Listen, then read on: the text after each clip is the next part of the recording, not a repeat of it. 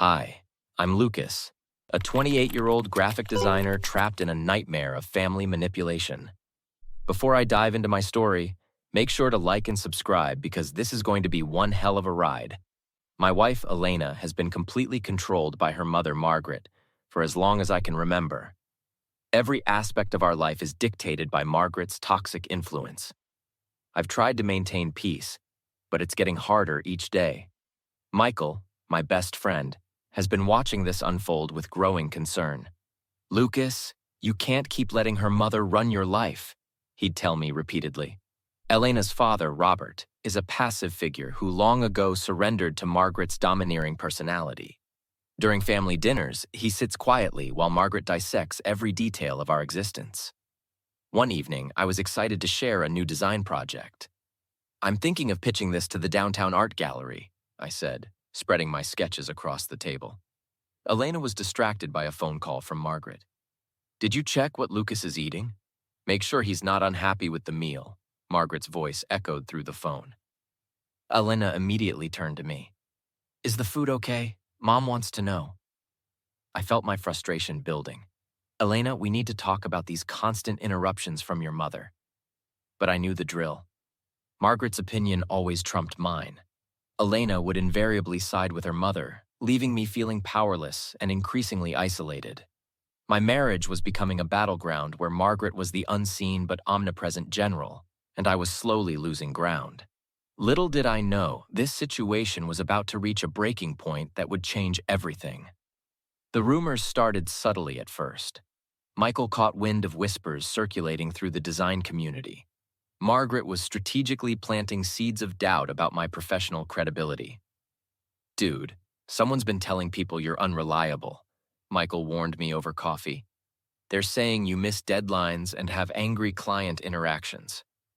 I knew exactly who was behind this. Margaret's manipulative tactics were becoming more aggressive. At a local design networking event, I overheard conversations that seemed deliberately engineered to damage my reputation. "Elena," I confronted my wife that evening, "your mother is trying to sabotage my career." "You're just being paranoid," Elena responded, not even looking up from her phone. "Mom would never do something like that."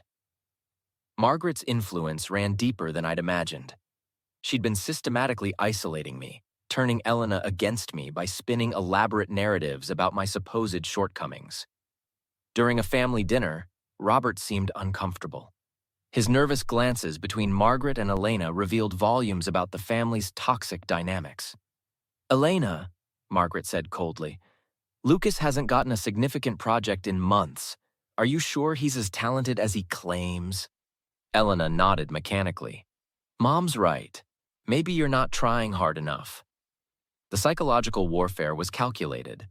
Margaret was dismantling my professional and personal relationships, piece by calculated piece. Each rumor, each subtle manipulation was designed to erode my standing and my marriage. Michael continued gathering evidence. Screenshots of malicious social media posts, snippets of conversations that painted me as an unreliable professional began to form a disturbing pattern. "She's systematically destroying your reputation," Michael told me, "and Elena is completely blind to her mother's manipulation." Little did Margaret know I was documenting everything. Every rumor, every manipulative conversation would soon become her downfall. Michael helped me compile a comprehensive dossier of Margaret's manipulative behaviors. Text messages, recorded conversations, and documented instances of psychological abuse were meticulously organized. "We've got enough evidence to expose her," Michael said, spreading documents across my home office desk. "Her entire social network is about to get a wake-up call." I started strategically sharing information. First, I reached out to Margaret's sister, Karen, who had been distant from the family for years. "Karen, do you know what your sister has been doing?" I showed her screenshots of Margaret's calculated attempts to destroy my professional reputation. Karen was shocked. "I always suspected Margaret was controlling, but this is next level." The exposure began slowly. Margaret's friends started receiving carefully curated evidence of her manipulation. Screenshots of text messages revealed her systematic psychological abuse towards Robert and Elena. Elena remained defensive initially. You're trying to turn everyone against my mother! But the evidence was overwhelming. Michael had tracked down previous victims of Margaret's manipulative tactics, past employees she'd sabotaged, family members she'd isolated. During a tense family gathering, I confronted Margaret directly. "Your manipulation ends now," I said, sliding a folder of documented evidence across the table. Robert looked stunned. For the first time, he saw Margaret's true nature laid bare. Elena began to crack. Small inconsistencies in her mother's stories became glaringly apparent. The carefully constructed narrative of her perfect mother started to crumble. I'd consulted with a psychological abuse specialist who confirmed the pattern of emotional manipulation. While not pursuing direct legal action, I was building a case that would expose Margaret's toxic behavior. Social media became a weapon. Carefully crafted posts highlighted Margaret's manipulative patterns without directly accusing her of specific crimes. "She's been controlling her entire family," Michael said, watching the social fallout. "And now everyone's seeing it." Margaret's reputation began to disintegrate. Her social circles started distancing themselves. The puppet master was finally having her strings cut. Elena looked at me, tears in her eyes. "How long has this been going on?" The journey of exposure had just begun. Elena started therapy, a process that was both painful and liberating. Her therapist, Dr. Rodriguez, helped her understand the depth of her mother's psychological control. "I never realized how much she controlled every aspect of my life," Elena confessed during a session. Dr. Rodriguez guided her through recognizing toxic behavioral patterns. Elena began to see her relationship with Margaret through a different lens. Meanwhile, Margaret's professional reputation crumbled. Clients she'd manipulated over years started coming forward with their experiences. Her consulting business, once thriving, now faced complete collapse. Robert finally found the courage to separate from Margaret. "I've lived under your shadow for too long," he told her during a heated confrontation. Lucas used this opportunity to rebuild his professional life. With Michael's support, he landed a major design contract with a prestigious downtown art gallery. His portfolio, once sabotaged by Margaret's rumors, now spoke for itself. Elena's transformation was remarkable. She started making independent decisions, questioning the narratives she'd blindly accepted for years. "I'm done being Margaret's puppet," she told Lucas one evening. Margaret, now isolated, watched her entire world crumble.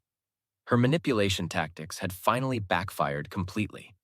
Former friends avoided her, professional contacts disappeared, and her family was disintegrating. During a chance encounter at a local coffee shop, Margaret tried to approach Elena. "We need to talk," Margaret said coldly. Elena looked her straight in the eye. "No, we don't. Not anymore."